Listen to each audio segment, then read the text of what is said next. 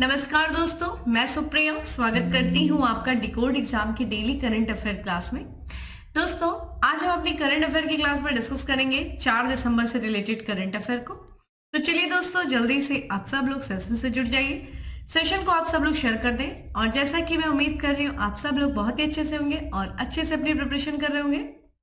इसी के साथ साथ डेली करंट अफेयर की आप पीडीएफ बना सके, इसके लिए जो है आपको करंट अफेयर की पीडीएफ टेलीग्राम ग्रुप पे प्रोवाइड किया जाता है। तो दोस्तों, डिकोड एग्जाम के टेलीग्राम ग्रुप को ज्वाइन कर लीजिए, लिंक डिस्क्रिप्शन बॉक्स में दिया हुआ है। और वहां से डेली जो है पीडीएफ को डाउनलोड करके अपने शॉर्ट नोट्स बनाइए और उसका रिवीजन करिए। और ध्यान रखिए, अब अपने सभी सब्जेक्ट का रिवीजन करना स्टार्ट कर दीजिए, क्योंकि वक्त बहुत कम है, टाइम बहुत कम है और आपका एग्जाम भी जैसा कि डेट भी आ चुकी है और अब आपको जल्दी से जोर शोर से अपनी प्रिपरेशन करनी चाहिए। और इसी के साथ साथ जो है, जैसा कि करंट अफेयर आपके एग्जाम के लिए बहुत इंपॉर्टेंट है, इसलिए कोशिश करिए रेगुलर सेशन को फॉलो करिए, कोई भी सिंगल सेशन आपका मिस नहीं होना चाहिए। तो चलिए स्टार्ट करते हैं दोस्तों अपनी क्लास स्टार्ट करूं उसके पहले कहना चाहूंगी कि जल्दी से चैनल को सब्सक्राइब कर लीजिए और बेल आइकन को प्रेस कर लीजिए। इससे आपको चैनल से रिलेटेड हर क्लास की वीडियो का प्रॉपर नोटिफिकेशन मिलेगा और आपकी कोई भी क्लास मिस नहीं होगी। तो स्टार्ट करते हैं दोस्तों अपने पहले क्लास और पहला प्रश्न पे चलते हैं। और सबसे पहला आज का हमारा प्रश्न है कि दक्षिण पूर्व एशिया की पहली नाइट स्काई सेंचुरी कहाँ खोली जाएगी। तो ये नाइट स्काई, ठीक है, यानी कि रातों में आकाश को देखना, ठीक है, ये सेंचुरी होगी, ठीक है, जो कि दक्षिण पूर्व एशिया की पहली ये नाइट स्काई सेंचुरी होगी। इसको खोला जाएगा। ऑप्शंस आपके सामने हैं, जिन्हें आंसर पता है वो कमेंट बॉक्स में आंसर करिए, वीडियो को शेयर करते चलिए। तो इसका करेक्ट आंसर है दोस्तों केंद्र शासित प्रदेश लद्दाख में, ठीक है, लद्दाख में जो है दक्षिण पूर्व एशिया की पहली नाइट स्काई सेंचुरी जो है वो खोली जाएगी। और वहां पे देखिए हेनले, जो कि नेशनल पार्क है दोस्तों, तो जो लद्दाख का जो हेनले है वहां पे जो है शीघ्र ही दक्षिण पूर्व एशिया की पहली जो है नाइट स्काई सेंचुरी जो है खोला जाएगा। और इसकी जानकारी किसके द्वारा दी गई है, तो केंद्रीय मंत्री है दोस्तों डॉक्टर जितेंद्र सिंह, उनके द्वारा नई दिल्ली में, ठीक है, जैसा कि एक प्रदर्शनी लगी है लद्दाख गौरव प्रदर्शनी, उस गौरव प्रदर्शनी के उद्घाटन के अवसर पे ये जानकारी केंद्रीय मंत्री डॉक्टर जितेंद्र सिंह के द्वारा दिया गया है। ये डार्क स्काई रिजर्व जो है ये पूर्वी लद्दाख की जो हानले गांव है वहां पे एक अभ्यारण्य है जिसका नाम है चांगथांग वन्यजीव अभ्यारण्य। उस वन्यजीव अभ्यारण्य के एक हिस्से के रूप में स्थापित किया जाएगा। तो ध्यान रखिएगा, ये तो आपके लिए इंपॉर्टेंट है कि दक्षिण पूर्व एशिया का पहला जो है नाइट स्काई सेंचुरी कहां खुली जाएगी, वो लद्दाख में। और लद्दाख में भी अगर आपसे पूछ दे कि वन्य जीव, ध्यान रखिएगा ये वन्य जीव नहीं है, ये वन्य जीव अभ्यारण्य है। तो वन्य जीव अभ्यारण्य के किस हिस्से, कौन से वन्य जीव अभ्यारण्य के हिस्से के रूप में स्थापित किया जाएगा, तो ये चांगथांग वन्य जीव अभ्यारण्य जो कि काफी हाइट पर है, वहां से जो है एक टेलीस्कोप के माध्यम से आप आकाश में तारों को रात में देख सकेंगे, ठीक है, गैलेक्सी को देख सकेंगे। कहां से दोस्तों, इस जो ये नाइट स्काई सेंचुरी होगी वहां से। तो चांगथांग वन्यजीव अभ्यारण्य आपके लिए इंपॉर्टेंट है। आपसे ये भी पूछा जा सकता है कि हाल ही में चर्चा में रहा चांगथांग वन्यजीव अभ्यारण्य किस राज्य या केंद्र शासित प्रदेश में स्थित है, तो ये लद्दाख में स्थित है, जहां पे जो है दक्षिण एशिया की पहली नाइट स्काई सेंचुरी खोली जाएगी। इस सेंचुरी की बात करें तो इसे किसके सहयोग से जो है बनाया जा रहा है, तो ये भारतीय खगोली, ठीक है, भारतीय खगोल भौतिकी संस्था बेंगलुरु के सहयोग से बनाया जा रहा है। और जो कि ये किससे संबंधित है, तो ये भारत सरकार के विज्ञान और प्रौद्योगिकी विभाग से ये संस्था जो है ये संबंधित है। और ये जानकारी जो है जो दी गई है, जैसा कि बताया गया अभी कि जो केंद्रीय मंत्री जितेंद्र सिंह के द्वारा दिया गया, और उन्होंने ये बताया कि इस जो है नाइट स्काई जो है सेंचुरी, इससे भारत में खगोल पर्यटन को क्या मिलेगा, बढ़ावा मिलेगा। इससे कुछ अन्य विशेषताओं के बारे में बात करें तो ये जो सेंचुरी है दोस्तों ये 1073 वर्ग किलोमीटर में फैली है। और ये नाइट स्काई रिजर्व जो है ये भारतीय खगोलीय वेधशाला के निकट जो है इसे बनाया जा रहा है। और यहां से जो है भारतीय खगोल भौतिकी संस्था का दुनिया का दूसरा सबसे बड़ा ऑप्टिकल टेलीस्कोप जो है कितनी ऊंचाई पे लगाया जाएगा, तो 4500 मीटर की ऊंचाई पर इसे लगाया जाएगा, ठीक है, लगाया गया। तो ये क्वेश्चन आपके लिए इंपॉर्टेंट है दोस्तों कि फर्स्ट नाइट स्काई जो सेंचुरी है साउथ ईस्ट एशिया के वो हेनले लद्दाख में लगाई जा रही है। अगला प्रश्न है हमारा कि अंतर सरकारी वार्ता समिति का तीसरा सत्र किस देश में आयोजित किया गया है। तो अंतर सरकारी वार्ता समिति का जो तीसरा सत्र है दोस्तों वो किस देश में आयोजित किया गया है। ऑप्शंस आपके सामने हैं, जल्दी से कमेंट बॉक्स में आंसर करिए, ठीक है, और वीडियो को अपने दोस्तों में शेयर करते रहिए। और इसका करेक्ट आंसर है दोस्तों केन्या, ठीक है, केन्या में जो है, केन्या की जो राजधानी दोस्तों नैरोबी में जो है अंतर सरकारी वार्ता समिति का तीसरा सत्र आयोजित किया गया है, ठीक है। तो ध्यान रखिएगा, ये जो इंटर गवर्नमेंटल नेगोशिएटिंग कमेटी का जो सत्र था दोस्तों, जो तीसरा सत्र था, ये केन्या की राजधानी नैरोबी में, ठीक है, आयोजित किया गया। और जैसा कि केन्या की राजधानी नैरोबी में हेडक्वार्टर है दोस्तों किसका, संयुक्त राष्ट्र पर्यावरण कार्यक्रम यूनेप का हेडक्वार्टर है, मुख्यालय, वहां पे ही जो है अंतर सरकारी वार्ता समिति के तीसरे सत्र का आयोजन किया गया। इस सत्र की बात करें दोस्तों, तो इस सत्र में सबसे महत्वपूर्ण जो बात थी, किसको शामिल किया गया था, समुद्री पर्यावरण। जैसा कि प्लास्टिक पोल्यूशन जो है वो बढ़ता जा रहा है हमारे समुद्री पर्यावरण में, और समुद्री जीव जंतुओं के जीवन पे काफी बड़ा खतरा बना हुआ है इन प्लास्टिक पोल्यूशन के कारण। तो ये जो वार्ता थी ये उसी पर केंद्रित थी। तो इस वार्ता, इस सत्र में देखा जाए तो समुद्री पर्यावरण से संबंधित चिंताओं को शामिल किया गया। उसमें जो है प्लास्टिक प्रदूषण पर क्या किया गया है, ध्यान केंद्रित किया गया है, और इसके लिए जो है एक अंतर सरकारी वैधानिक बाध्यकारी उपकरण के विकास पर केंद्रित इस वार्ता को किया गया है। तो ध्यान रखिएगा, जैसा कि आपको पता है जो है प्लास्टिक पोल्यूशन काफी ज्यादा हमारे ओशन बॉडीज में बढ़ते जा रहा है। उसकी वजह से हमारे जो समुद्री जीव जंतु है उन पे काफी ज्यादा उनके जीवन पर खतरा बना हुआ है। तो इस वार्ता, इस सत्र में ये भाई डिसाइड किया गया कि एक ऐसा जो है बाध्यकारी उपकरण, ठीक है, बनाया जाए जो देशों को बाध्य करे इस प्लास्टिक पोल्यूशन से निपटने के लिए जो ओशन बॉडीज में है, ठीक है। तो इसमें ये बात की गई है। ये जो INC 3 जो वार्ता थी, ठीक है, इसमें जीरो ड्राफ्ट समुद्री पर्यावरण पर जोर दिया गया है, और इसमें जोर देते हुए जो प्लास्टिक पोल्यूशन है उस पर अंतरराष्ट्रीय वैधानिक उपकरण के लिए प्रस्तावित तथ्यों की रूपरेखा तैयारी करता है। तो भाई एक मैंने बताया कि एक बाध्यकारी वैधानिक उपकरण बनाया जाएगा, जो देश उसका जो है सदस्य बनेगा उस पे ये जो है उपकरण बाध्यकारी होगा, और वो बाध्य करेगा उन देशों को जो इसके मेंबर बनेंगे, और इसके लिए एक रूपरेखा तैयार की गई है। और इसका उद्देश्य क्या है कि प्रभावी कार्यान्वयन के लिए महत्वपूर्ण तकनीकी, नियामक, संस्थागत और प्रतिक्रियात्मक तत्वों को शामिल करते हुए रोकथाम, विनियमन और संबंध सुनिश्चित करना है, ठीक है। ये चीज आपको समझ में आई होगी। और जैसा कि भारत ने भी इस जो तत्व, ये जो सत्र के दौरान जो कुछ भी वार्ता की गई, भारत उसका जो है काफी उसका समर्थन करता है, और INC प्रक्रिया के सक्रिय रूप में उसने भाग लिया, ठीक है। तो चूंकि ये INC 3 थी जिसके जो है बैठक की गई केन्या के नैरोबी में, ठीक है। अब अगला जो है INC 4 की बात करें और INC 5 की बात करें, तो इसकी मेजबानी जैसा कि कुछ ही महीनों के बाद होने वाला है। तो INC 4 की मेजबानी जो किया जाएगा कनाडा की राजधानी ओटावा में किया जाएगा, ठीक है। वहीं जो है INC 5 की बात करें तो ये नवंबर 2024 में आयोजित होगा, दक्षिण कोरिया के बुसान में आयोजित किया जाएगा। तो आपको इंपॉर्टेंट देखिए, INC 3 है, ये भी पूछा जा सकता है। INC 4 कनाडा के ओटावा में जो है आयोजित किया जाएगा, और INC 5 की बात करें जो कि लास्ट जो है नेक्स्ट ईयर नवंबर में, ठीक है, बुसान दक्षिण कोरिया में आयोजित किया जाएगा। तो ध्यान रखिएगा, प्लास्टिक पोल्यूशन पर यह वार्ता केंद्रित थी इंटर गवर्नमेंटल नेगोशिएटिंग कमेटी के तीसरे सत्र की, ठीक है। चलिए दोस्तों अगले प्रश्न की तरफ बढ़ते हैं, और आज का हमारा अगला प्रश्न है कि निम्न में से किस राज्य सरकार ने मिशन दक्ष कार्यक्रम शुरू किया है। तो मिशन दक्ष कार्यक्रम किस राज्य सरकार के द्वारा शुरू किया गया, ऑप्शंस आपके सामने दोस्तों। जल्दी से वीडियो में आंसर करिए कमेंट बॉक्स में, और वीडियो को शेयर कर दे रही है। तो मिशन दक्ष जो कि शुरू किया गया बिहार सरकार के द्वारा, ठीक है। तो बिहार सरकार ने अभी हाल ही में दोस्तों एक मिशन की शुरुआत किया है जिसका नाम है मिशन दक्ष। और मिशन दक्ष जनरली वो जो सरकारी स्कूलों में पढ़ने वाले जो कमजोर बच्चे दोस्तों, जो शिक्षा में जिनकी जो पढ़ाई में कमजोर बच्चे, उन पर ये कार्यक्रम जो है केंद्रित है। तो जो बच्चे पढ़ने लिखने में कमजोर, ठीक है, जो सरकारी स्कूल के लगभग 25 लाख जो स्कूली बच्चे हैं जो पढ़ाई लिखाई में कमजोर है, उनकी जो है शिक्षा स्तर में सुधार करने के लिए, ताकि वो जो है अच्छे से पढ़ाई कर सके, उनका जो है शिक्षा स्तर उसमें सुधार किया जा सके, इस उद्देश्य से मिशन दक्ष शुरू किया गया। इसके तहत देखा जाए जो बिहार जो है राज्य है, वहां का जो शिक्षा विभाग है, शिक्षा विभाग ने इस मिशन दक्ष के तहत, ठीक है, जो शिक्षक हैं उनको ये बोला है कि जितने जो है अधिकतम, हर शिक्षक जो है अधिकतम 5 छात्रों का समूह बनाएगा और उनका क्या करेगा, मार्गदर्शन करेगा, ठीक है, उनको मेंटरशिप देगा। और लगभग जो सभी सरकारी स्कूल हैं, स्कूलों में पढ़ने लिखने में जो कमजोर छात्र हैं उनकी संख्या भी काफी अधिक है, और उन्हीं जो है बच्चों पर ये जो है प्रोग्राम, ये मिशन जो है केंद्रित है।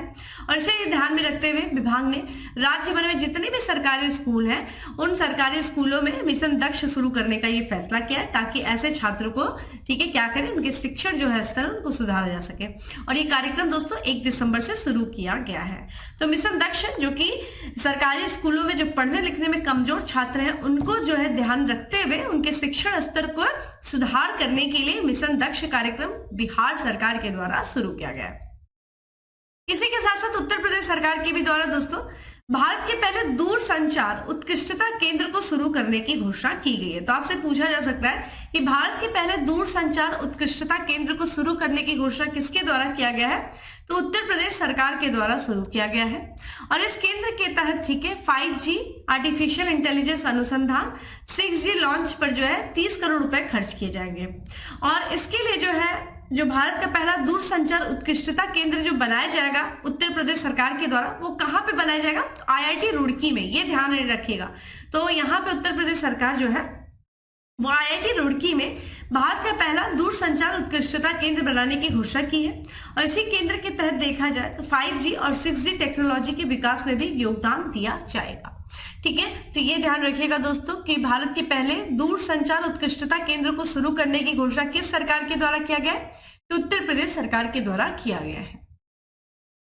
अगला प्रश्न है दोस्तों की भारत बायोटेक इंटरनेशनल लिमिटेड ने किस संस्थान के संक्रामक रोग संस्था के साथ टीका अनुसंधान सहयोग हेतु किया समझौता? ठीक है, हेतु समझौता किया है, ये ध्यान रखिएगा। तो भारत बायोटेक इंटरनेशनल लिमिटेड ने दोस्तों संक्रामक रोग संस्थान के साथ टीका अनुसंधान सहयोग हेतु समझौता किया है। तो किस संस्था के साथ किया है दोस्तों? ऑप्शंस आपके सामने हैं और इसका करेक्ट आंसर है सी, सिडनी विश्वविद्यालय के साथ। ठीक है, तो यहाँ पे भारत बायोटेक जो इंटरनेशनल लिमिटेड है दोस्तों, इसे टीका अनुसंधान जो पहल है उसको बढ़ावा देने के लिए, ठीक है, यानी कि जो हम जो टीके लगाते हैं दोस्तों उनमें रिसर्च हो सके, ठीक है, अच्छे से अच्छे जो टीका जो वैक्सीन है वो अच्छा से अच्छा वैक्सीन बनाया जा सके, ठीक है, जो रोगों के प्रति जो है प्रतिरोधक क्षमता उनकी अधिक हो, ठीक है, उसके लिए रिसर्च को बढ़ावा देने के लिए, शैक्षणिक उद्योग जो है साझेदारी को मजबूत करने के लिए, जो संक्रामक रोग होते हैं जो एक से दूसरे व्यक्ति में फैलते हैं उनसे निपटने के जो वैश्विक प्रयास है उनको बढ़ावा देने के लिए, ठीक है,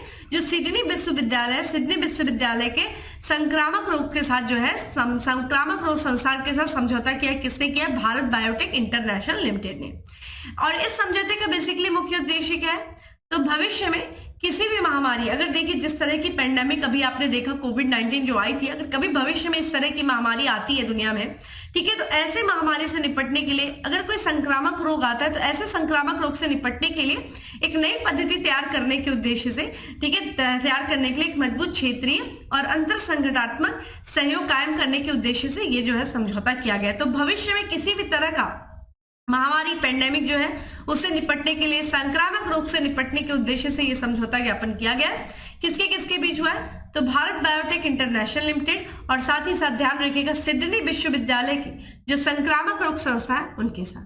ठीक है, चलिए अगला प्रश्न है दोस्तों की किस राज्य में अमेरिकी दूत एरिक गार्सेटी ने हम्प विश्व युद्ध 2 संग्रहालय का उद्घाटन किया है? तो हम्प विश्व युद्ध सेकंड जो है संग्रहालय का उद्घाटन किया गया है जो अमेरिकी राजदूत है एरिक गार्सेटी ने किस राज्य में किया है? तो इसका जो करेक्ट आंसर है वो है अरुणाचल प्रदेश में। ठीक है, तो अरुणाचल प्रदेश के दोस्तों जो मुख्यमंत्री हैं पेमा खांडू, जिनकी तस्वीर आप स्क्रीन पे देख रहे हैं, ठीक है, और साथ ही साथ जो अमेरिकी राजदूत है दोस्तों एरिक गार्सेटी, इन्होंने अरुणाचल प्रदेश के में एक जगह है जिसका नाम है पासीघाट, वहां पे जो है हम्प यहाँ जो है द्वितीय विश्व युद्ध संग्रहालय का जो है क्या किया है? अनावरण किया है, उसका क्या किया? उद्घाटन किया है। ये जो संग्रहालय दोस्तों जो द्वितीय विश्व युद्ध थे उस दौरान जो मित्र देश है उनकी सेनाओं के जो शहीद वायु सैनिकों को समर्पित करने के लिए ये संग्रहालय खोला गया। और ध्यान रखिएगा मित्र देशों को, ठीक है, समर्पित जो शहीद वायु सैनिकों को समर्पित ये एशिया का दूसरा संग्रहालय। कमेंट बॉक्स में आंसर करिएगा एशिया का पहला संग्रहालय कहाँ पे? ठीक है, हम्प जो मार्ग है ये अरुणाचल प्रदेश, असम, तिब्बत, यूनान और म्यांमार के क्षेत्रों से होकर के गुजरता है। ठीक है, ये ध्यान रखिएगा। चलिए अगला है किसे 2023 UNHCR, ठीक है, नानसेन शरणार्थी पुरस्कार वैश्विक पुरस्कार विजेता नामित किया गया है? तो यहां ध्यान रखिएगा, यहाँ पे UNHCR नानसेन, ठीक है, शरणार्थी पुरस्कार वैश्विक पुरस्कार विजेता नामित किया गया है 2023 का। किसे किया गया है जल्दी से बताएं दोस्तों? तो इसका जो करेक्ट आंसर है वो है सी है, अब्दुल्लाही मायर को किया गया। ठीक है, तो ये सोमाली शरणार्थी हैं अब्दुल्लाही मायर, उनको जो है जो विस्थापित बच्चे थे दोस्तों, जो मान लीजिए कहीं पे गृह युद्ध हो रहा हो, जैसे कि अभी यहाँ पे जो है इजराइल और जो गाजा में जो युद्ध छिड़ा हुआ है दोस्तों, वहां पे जो विस्थापित बच्चे हैं, ठीक है, एक क्षेत्र से अपने क्षेत्र को जो है छोड़ने के लिए मजबूर होते हैं जो बच्चे, उन विस्थापित बच्चों को जो है शिक्षा के अधिकार की जो है वकालत करने के काम के लिए इनको, ठीक है, 2023 के UNSCR नानसेन शरणार्थी पुरस्कार वैश्विक पुरस्कार विजेता जो है नामित किया गया। तो आप यहाँ पे उनकी तस्वीर देख सकते हैं कि सोमाली शरणार्थी है अब्दुल्लाही मायर, ठीक है। ये केनिया के दादाब शरणार्थी शिविरों में ये पले बड़े हैं, ठीक है। कौन दोस्तों? अब्दुल्ला माहिर। और ये देश में जो उसी केनिया में जो विस्थापित बच्चे थे, जो युवा थे, उनके हाथों में लगभग 1 लाख से अधिक जो है इन्होंने किताबें पहुंचाई, ठीक है। और अब्दुल्ला माहिर को देखा जाए दोस्तों, ये जो पुरस्कार है वो 13 दिसंबर को दिया जाएगा। कहाँ पे दोस्तों? तो जेनेवा स्विट्जरलैंड के एक समारोह में ये पुरस्कार जो है प्रदान किया जाएगा, ठीक है। तो ये ध्यान रखिएगा। इसी के साथ साथ दोस्तों बुकर पुरस्कार की भी घोषणा की गई है 2023 के। तो नवंबर लास्ट में बुकर पुरस्कार की घोषणा की गई है 2023 का। जो बुकर पुरस्कार दिया जाएगा वो एक लेखक है जिनका नाम है पाल लिंच, जिनकी तस्वीर आप देख रहे हैं। तो पाल लिंच को दोस्तों 2023 का बुकर पुरस्कार जो है प्रदान किया जाएगा। और ये जो बुकर पुरस्कार है दोस्तों, ये साहित्य लिटरेचर के क्षेत्र में प्रदान किया जाता है। तो इनके किस साहित्य के लिए पुरस्कार दिया जा रहा है, आपके लिए ये इंपॉर्टेंट हो जाता है। तो इनके उपन्यास है दोस्तों जिसका नाम है प्रॉफिट सॉन्ग, ठीक है। प्रॉफिट सॉन्ग के लिए जो है पाल लिंच को यह पुरस्कार जो है प्रदान किया जा रहा है। तो आपके लिए इंपॉर्टेंट ये भी हो जाता है कि प्रॉफिट लॉन्च जो उपन्यास है वो किसके द्वारा लिखी गई है, तो पाल लिंच के द्वारा लिखी गई। चर्चा में क्यों है? क्योंकि पाल लिंच को 2023 का बुकर पुरस्कार जो है प्रदान किया जा रहा है। पाल लिंच दोस्तों ये आयरलैंड के लेखक है। और ये जो काल्पनिक उपन्यास है तो जो पाल लिंच की है वो, ठीक है, कौन सी पुस्तक है दोस्तों? इसका नाम है प्रॉफिट सॉन्ग। ये जो उपन्यास है दोस्तों, ये आयरलैंड में एक तानाशाही राज के बीच में अपने परिवार की रक्षा के लिए जो एक महिला है, उस महिला के संघर्ष के बारे में ये दिखाया गया है। उसमें ये दिखाया गया कि किस तरीके से जो आयरलैंड में एक तरीके से गृह युद्ध हो चुका जो है हुआ था, ऐसी स्थिति उत्पन्न हो गई थी जिसके बाद ढेरों परिवार जो है उस क्षेत्र को छोड़ने के लिए, यानी कि विस्थापित होने के लिए मजबूर हो गए थे। पाल लिंच दोस्तों ध्यान रखिएगा, ऐसा नहीं कि आयरलैंड के ये पहले लेखक है जिनको ये पुरस्कार दिया जा रहा है। ध्यान रखिएगा पाल लिंच जो है बुकर पुरस्कार पाने वाले ये आयरलैंड के 5वें लेखक है, ठीक है। तो ये ध्यान रखिएगा दोस्तों, यहाँ पे दोनों ही पुरस्कार, ठीक है, कौन सा? UNHCR का जो नानसेन रिफ्यूजी अवार्ड है वो किसे दिया गया है? तो सोमाली शरणार्थी अब्दुल्लाही मायर। वही बात किया जब बुकर पुरस्कार 2023 किसे दिया जा रहा है, तो लेखक पाल लिंच को, ठीक है। चलिए अगला प्रश्न दोस्तों की, हाल ही में किसके द्वारा गाइडेड मिसाइल डिस्ट्रॉयर के स्टिल्थ विध्वंसक पोत कलगी का अनावरण किया गया है?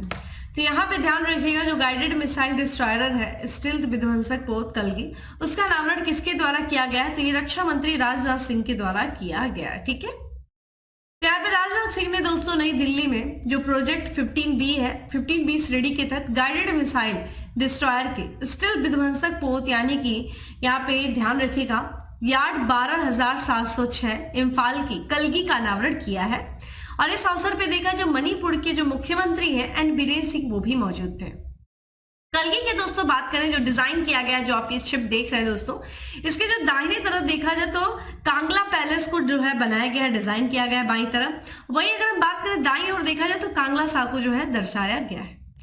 कांगला पैलेस के दोस्तों बात करें तो मणिपुर का, ठीक है, महत्वपूर्ण ऐतिहासिक और पुरातात्विक स्थल है। वहीं कांगला सा की बात करें दोस्तों तो ये मणिपुर के इतिहास में एक मिथिक चित्र है, ठीक है, मिथ की चित्र है, यानी कि एक तरीके से कल्पना का चित्र है।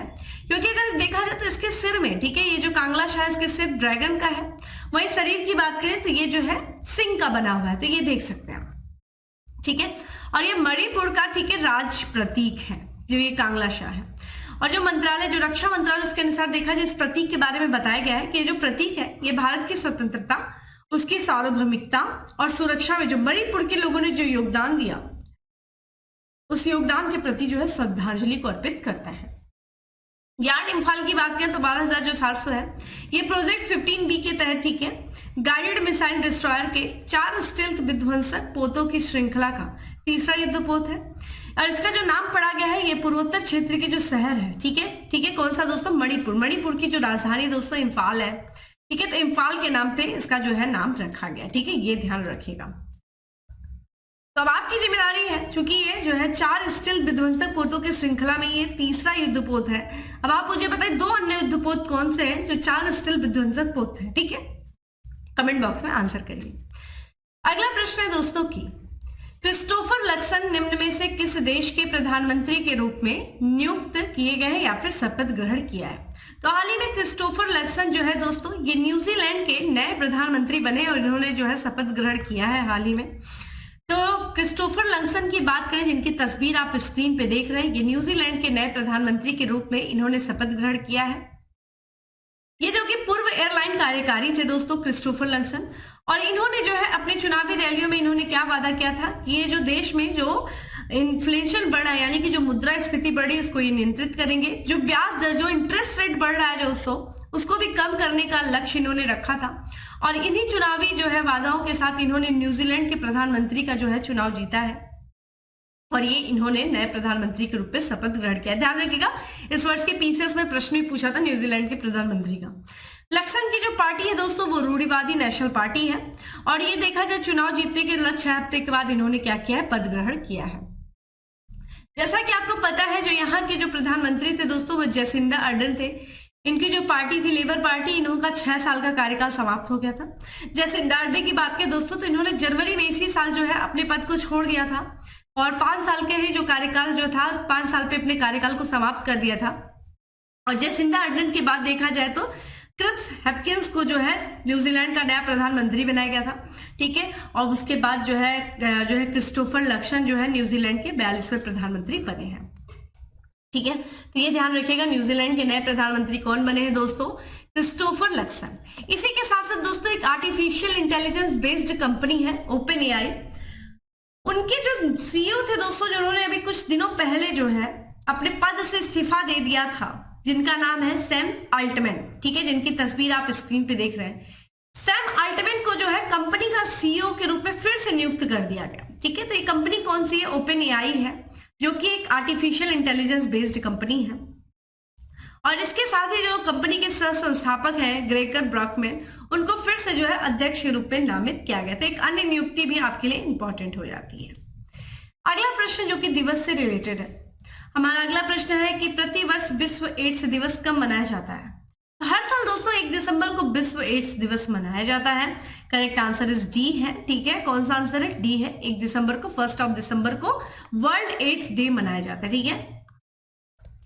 तो हर साल दोस्तों देखा जाए 1 दिसंबर को विश्व एड्स दिवस मनाया जाता है और एड्स दिवस को मनाए जाने का जो उद्देश्य है वो एचआईवी, ठीक है, जो कि वायरस है दोस्तों, एड्स का, ठीक है। एड्स जो है वायरस से होने वाला डिजीज है और एड्स के प्रति जो है संक्रमण, जो एड्स संक्रमण उसके प्रति लोगों को जागरूक करने के उद्देश्य से हर साल इस दिवस को मनाया जाता है। इसके तहत जो है, इस दिवस के तहत कई सारे जो है प्रोग्राम ऑर्गेनाइज कराए जाते हैं, कई सारे इवेंट्स होते हैं जिससे लोगों को जो है, जिसमें लोगों को इसके प्रति जागरूक किया जाता है। पहली बार जो है जो विश्व एड्स दिवस मनाया गया था वो 1988 में मनाया गया था। वहीं अगर हम इस वर्ष की थीम की बात करें विश्व एड्स दिवस की, तो लेट्स कम्युनिटीज लीड, ठीक है, इस साल की ये थीम थी। इसी के साथ साथ हम एक बात करते हैं 2 दिसंबर को दोस्तों अंतरराष्ट्रीय गुलामी उन्मूलन दिवस मनाया गया, international day for the abolition of slavery. जो डे मनाया जाता है वो 2 दिसंबर को मनाया जाता है। तो हर साल 2 दिसंबर को दोस्तों जो अंतरराष्ट्रीय गुलामी उन्मूलन दिवस है उसे मनाया जाता है। तो इस दिवस को मनाए जाने का उद्देश्य क्या है, तो जो गुलामी के परंपरागत जो रूप है, क्या क्या परंपरागत रूप है जो सदियों से चले आ रहे हैं, जैसे कि मानव तस्करी, ठीक है, यौन शोषण होता है गुलामी के रूप में, बाल श्रम कराया जाता है, जबरदस्ती शादियां भी जो कराई जाती है, या सशस्त्र संघर्ष के दौरान जो बच्चों को सेनाओं में जबरन भर्ती किया जाता है, ऐसे संबंधित मुद्दों पर लोगों के व्यापक विचार विमर्श के साथ जो है सफल परिणाम प्राप्त करने की दिशा में सार्थक कदम उठाने के उद्देश्य से यह दिवस जो है मनाया जाता है, ठीक है। ये ध्यान रखिएगा, यहाँ पे हमने 2 दिवस देखा, 1 दिसंबर को विश्व एड्स दिवस मनाया जाता है, वहीं 2 दिसंबर को अंतरराष्ट्रीय गुलामी उन्मूलन दिवस मनाया जाता है, ठीक है। अगला प्रश्न दोस्तों की यहाँ पे 54वें भारतीय अंतरराष्ट्रीय फिल्म महोत्सव 2023 में किस फिल्म ने गोल्डन पिकॉक पुरस्कार जीता है? तो जैसा कि आपको पता है दोस्तों, भारतीय अंतरराष्ट्रीय फिल्म का आयोजन गोवा में किया जा रहा है, गोवा की राजधानी पणजी में। और इस साल जो गोल्डन पिकॉक का जो पुरस्कार जीता है दोस्तों वो एंडलेस बॉर्डर ने जीता है। Correct answer is a. तो 54वें भारतीय अंतरराष्ट्रीय फिल्म महोत्सव के में देखा जाए विभिन्न श्रेणियों में उत्कृष्टता को मान्यता देते हुए अपने प्रतिष्ठित गोल्डन पिकॉक पुरस्कार का क्या किया है, अनावरण किया गया है। इसमें देखा जाए जो गोल्डन पिकॉक पुरस्कार जो दिया गया है, एक निर्देशक है दोस्तों, एक निर्देशक है जिनका नाम है अब्बास अमीनी। अब्बास अमीनी के द्वारा एक फिल्म निर्देशित की गई है फारसी भाषा में जिसका नाम है दोस्तों एंडलेस बॉर्डर। तो इस एंडलेस बॉर्डर जो कि फारसी भाषा की फिल्म है जिसको निर्देशित किया गया अब्बास अम्मनी के द्वारा, इनको देखा जाए सर्वश्रेष्ठ फिल्म के प्रतिष्ठित गोल्डन पीकॉक पुरस्कार से सम्मानित किया गया है। इस फिल्म में देखा जाए तो अफगानिस्तान में जैसा कि आपको पता है तालिबानियों का शासन है और तालिबानियों की वजह से जो उथल पुथल अफगानिस्तान में हुआ था, वहां पे आपको पता है कि बहुत सारे लोग जो है वो अफगानिस्तान को छोड़ करके अन्य देशों में विस्थापित हुए थे। तो इसी उथल पुथल के दौरान एक ईरानी शिक्षक है, उस ईरानी शिक्षक की जो कठिन यात्राएं थी उसके प्रति ये कहानी को दर्शाया जाता है। ये जो कहानी है भावनाओं से ओतप्रोत है। ये फिल्म जो है पूर्वाग्रह, नैतिक दुविधाओं और निषिद्ध प्रेम की जटिलताओं को गहराई से चित्रित करता है। ये बुल्गारिया और अन्य की बात करें दोस्तों, यहाँ पे सिल्वर जो है, यहाँ पे गोल्डन पीकॉक पुरस्कार तो दिया गया एंडलेस बॉर्डर को। वहीं अगर पूछा जाए सिल्वर पीकॉक पुरस्कार किस फिल्म को दिया गया, तो एक बुल्गारिया के निर्देशक है जिसका नाम है स्टेफन कमांडेरेवे। इन्होंने इनकी एक फिल्म है दोस्तों जिसका नाम है, ठीक है, ब्लागास लेसेंस। इस ब्लागास लेसेंस को जो है सर्वश्रेष्ठ निर्देशक का सिल्वर पुरस्कार दिया गया है। तो ये देखा जाए जो स्टेफन कमांडेरोव है, इन्होंने धोखे के सामने नैतिक समझौते की एक दमदार पड़ताल करने वाली फिल्म है ये ब्लागास लेसेंस। उसको जो है उस फिल्म के लिए इन्हें जो है सर्वश्रेष्ठ निर्देशक का सिल्वर पीकॉक पुरस्कार दिया गया। ये फिल्म जो है ब्लागा नाम की एक विधवा पर केंद्रित है और ये नैतिक संतुलन टेलीफोन घोटालेबाजों का शिकार बनने के बाद हिल गया था इसका, ठीक है, इस फिल्म को ये दिया गया। उसी के साथ साथ दोस्तों यहाँ पे अन्य भी देख लेते हैं। यहाँ पे देखा जाए एंथनी चेन के द्वारा एक फिल्म निर्देशित की गई थी दोस्तों, फ्रेंच, ब्रिटिश और ग्रीक सहनिर्माण फिल्म है जिसका नाम है ड्रिफ्ट। ड्रिफ्ट को जो है 54वें भारत अंतर्राष्ट्रीय फिल्म महोत्सव में प्रतिष्ठित ICFT यूनेस्को गांधी पदक जो है वो प्राप्त हुआ है। इस फिल्म में देखा जाए एक अप्रवासी महिला का भावनात्मक चित्रण किया गया है जो मनुष्यता के पागलपन के बीच दर्दनाक और भावनात्मक वास्तविकता को झेलने के लिए अभिशप्त प्रतीत होती है। तो ये भी ध्यान रखिएगा, ICFT यूनेस्को जो है गांधी पदक किस फिल्म को प्राप्त हुआ, ड्रिफ्ट के लिए। इसी के साथ साथ दोस्तों पहला जो है सर्वश्रेष्ठ वेब सीरीज पुरस्कार जो दिया गया है वो पंचायत 2 को दिया गया, ठीक है, ये भी इंपॉर्टेंट है, ये तो वेरी वेरी इंपॉर्टेंट है। तो जैसा कि गोवा में आयोजित हुआ है, ठीक है, एफी अवार्ड, और इसमें जो है ये जो हिंदी कॉमेडी ड्रामा सीरीज है पंचायत 2, इसको देखा जाए प्रतिष्ठित पहला, ध्यान रखिएगा, पहला सर्वश्रेष्ठ वेब सीरीज का पुरस्कार प्राप्त हुआ है। ये जो सीरीज है दोस्तों ये किसके द्वारा निर्देशित की गई थी, तो दीपक कुमार मिश्रा के द्वारा निर्देशित किया गया। और इस पूरे कहानी को पंचायत सीजन 2 की जो कहानी है वो लिखी किसके द्वारा गया है, तो चंदन कुमार के द्वारा लिखा गया है। और एक शहरी स्नातक जो है अभिषेक त्रिपाठी जो इस सीरीज में जो है सचिव की भूमिका निभाए, उन्हीं की कहानी को एक जटिल रूप से पेश करता है। तो ये जो नायक है अभिषेक त्रिपाठी के, उत्तर प्रदेश का जो जिला है दोस्तों बलिया, वहां पे एक काल्पनिक गांव की कल्पना की गई जिसका नाम है फुलेरा। तो फुलेरा के ये जो है पंचायत कार्यालय के सचिव के रूप में इन्होंने भूमिका निभाई और इन्हीं के जीवन पर आधारित इस जो है सीरीज को लिखा गया है, ठीक है, बनाया गया। और इस सीरीज से जो है पंचायत सीजन 2 ने जो है प्रतिष्ठित पहला सर्वश्रेष्ठ वेब सीरीज का पुरस्कार जीता है। तो काफी अच्छी सीरीज है, जिन लोगों ने नहीं देखा वो देख सकते हैं, बहुत ही अच्छी सीरीज है। आपको पता चलेगा कि पंचायत स्तर पे कौन कौन सी चुनौतियां इस सीरीज के माध्यम से पता चलेगा, आप देख सकते हैं। तो दोस्तों ये था आज का हमारा 10 MCQ। अब बात करते हैं दोस्तों फैक्ट्स ऑफ द डे की। आज का हमारा सबसे पहला फैक्ट है कि मुंबई उत्सव की सलाहकार समिति के अध्यक्ष के रूप में किसे नियुक्त किया गया, तो आनंद महिंद्रा को किया गया। यूरोपीय योग खेल चैंपियनशिप 2023 में स्वर्ण पदक जीता है, किसने जीता है, ईश्वर शर्मा ने। अस्पतालों और ब्लड बैंकों के लिए भारत के पहले on demand blood logistic platform का नाम क्या है दोस्तों, ब्लड प्लस है। ISB रिसर्च कैटलिस्ट पुरस्कार से सम्मानित किया गया, किसे किया गया, कृष्ण गोपाल कृष्णन को किया गया। शिक्षा मंत्री ने राष्ट्रीय कौशल प्रशिक्षण संस्थान प्लस की आधारशिला रखी, कहाँ रखी है, भुवनेश्वर उड़ीसा में रखी है। तो दोस्तों ये था आज का हमारा करंट अफेयर। उम्मीद करती हूँ आपको अच्छा लगा होगा। अच्छा लगा है तो लाइक करिएगा, ज्यादा से ज्यादा लोग को शेयर करिएगा। फिर मिलते हैं दोस्तों अगले सेशन में, तब तक के लिए bye, have a good day, stay safe and stay happy.